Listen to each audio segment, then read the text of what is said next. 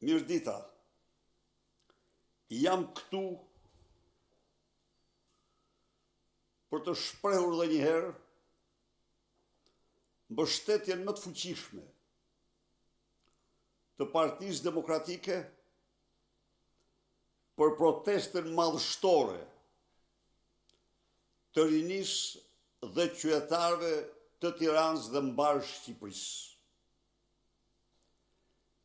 Protestë e cila është ndruar në një uragan të fuqishëm kundër diktaturës autoritare, regjimit të Edi Ramës të bazuar në farsën zgjedhore, krimin, drogën dhe vjedhjen e shqiptarëve. Tirana nuk ka njohur në historinë e vet një protest kaq të fuqishme dhe masive dhe persistente sa kjo. Ndaj dhe thirrja ime për çdo demokrate dhe demokrat, mbështetëse dhe mbështetës të Partisë Demokratike, të bashkohen në protestën e rinisë dhe qytetarëve të Tiranës.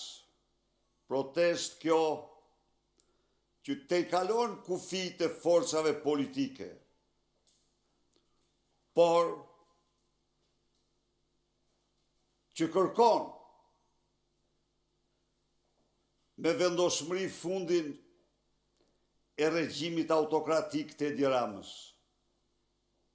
Kërkon anullim në një seri ligjeve për të cilat deputet e parlamentit, deputet e Partisë Demokratike në Parlamentin e Shqipërisë kanë votuar kundër në komisione dhe në seancë plenare. I kanë kundërshtuar këto ligje antikushtetuese dhe ligje që vinë në kundërshtim me direktivat e Komisionit Evropian dhe në gjykatë kushtetuese. Pra, çdo demokrat e demokrat, çdo mbështetës dhe mbështetës i Partisë Demokratike, por dhe çdo qytetar dhe qytetar i Tiranës dhe i mbar Shqipërisë, ka motivet më të fuqishme për të mbështetur këtë protestë, e cila ka marrë krahas për masave të uraganit në rrugë dhe sheshet e Tiranës për masat pa para botërore. Është bërë lajm dhe super lajm i të gjitha agjensive, televizioneve, gazetave dhe mediave më të mëdha të botës. Por unë jam sot këtu për të denoncuar me forcën më të madhe qëndrimin e papërgjegjshëm cinik, armiqësor të Edi Ramës dhe rrethit të tij ndaj protestës, kërkesave të protestuesve dhe paralajmëroj se me këtë qëndrim ai kërkon të zhysë vendin në kaos. Është e pafalshme, e papranueshme përpjekja e tij për të sfumuar uraganin e fuqishëm me antimitingje anakronike, gjoja po festoj, Gjoja po festoi 85 vjetorin e Partisë Krimit.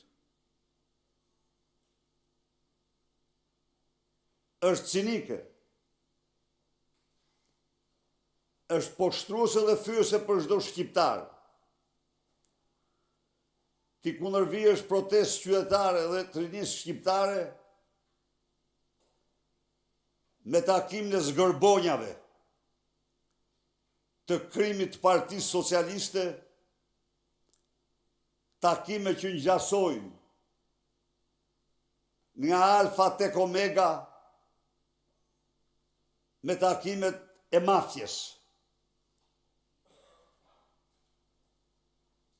Edi Rama duhet të heqë urgjentisht dorë nga antimitingjet.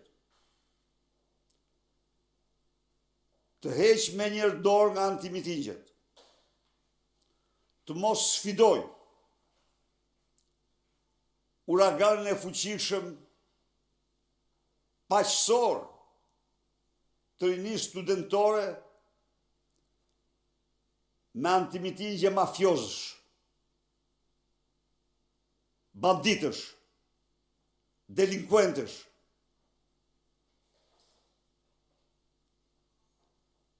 Të mbledhur me detyrim.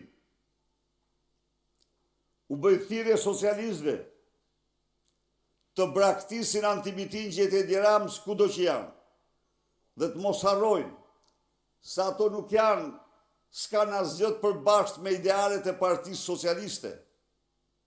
Se ajo parti ka marrë fund se ekziston, është shndruar në rivdekjen e saj, që rilindja gjoja, që ja varrosi Partinë Socialiste. Ndaj dhe edhe një herë dënoj me forcën më të madhe, i bëj thirrje opinionit publik ndërkombëtar,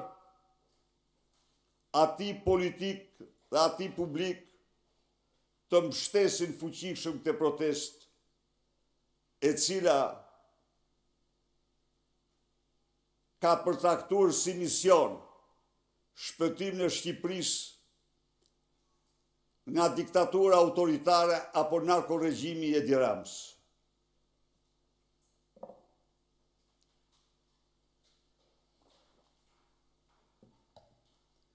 Dënoj gjithashtu provokacionet e ulta të Edi Ramës ndaj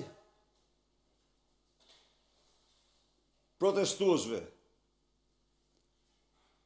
epitetet, fiksimet, halucinacionet e tij.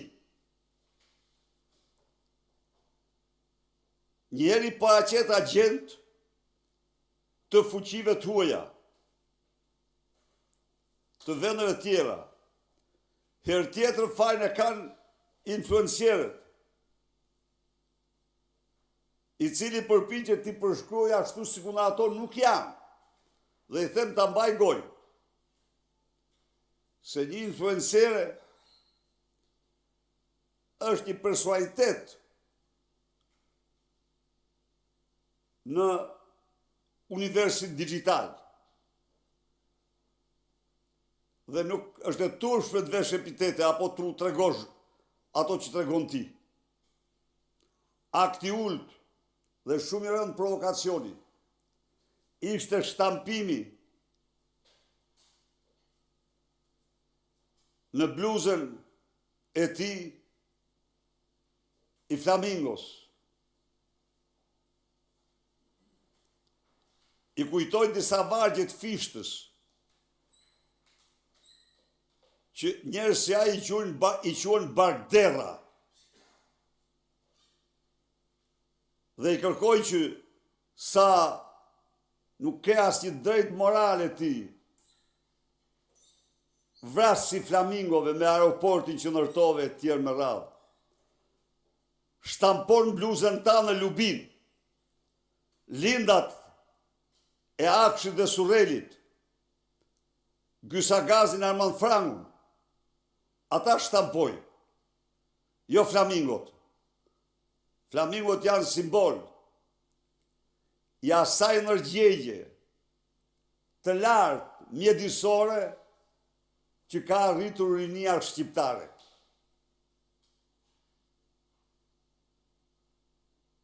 Flamingot po mbrohen nga ata qytetarë, pasi ti anullove çdo ligj në kundërshtim me kushtetutën për t'i zhdukur ato. Dhe tani, për të bërë sikur s'është gjë, na vesh dhe një bluzë me flamingo. Bluzën vishe me lubin. Po. Vjen edhe dy lindat, njëra një krah, tjetër në krahun tjetër. Mos harro Gysin dhe Armand Frangun. Këto të shkojnë ty. Leri provokimet, bëj zgjidhjen politike. Nuk ka absolutisht, je i pa shpresë. Faleminderit.